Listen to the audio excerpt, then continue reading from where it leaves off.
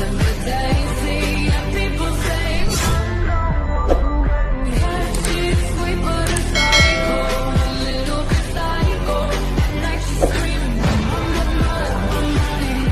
of views.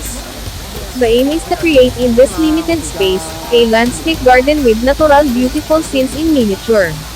Although the garden is within the bustling city, visitors who follow the design garden route will be able to appreciate the ever-changing scenery and to experience the features in the garden are mostly built around water features, and embracing them.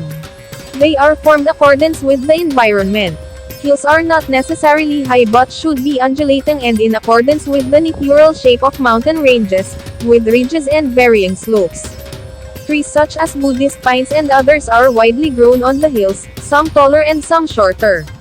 The hillocks have been created in imitation of nature, and aptly placed in different locations of the garden according to the terrain and scenery.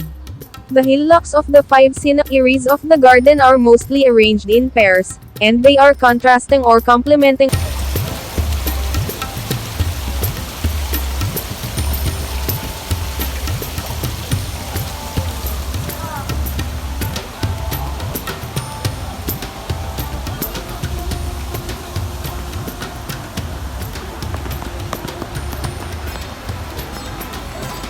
The garden features all kinds of classical timber structures, such as various types of pavilion, terraces, and bridges, a study, as well as a shadow wall and stone lamps.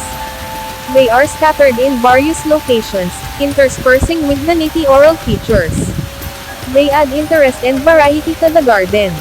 Since the buildings are of various heights, people visiting the garden will be able to enjoy views of high and low, far and near as well as appreciate scenes with different vistas at different levels.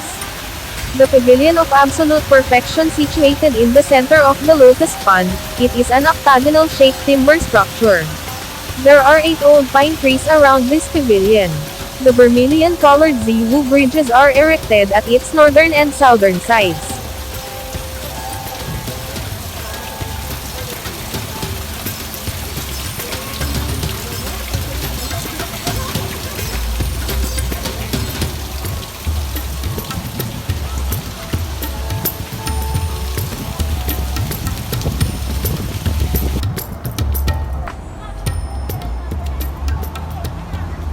Please subscribe to my channel and share this video.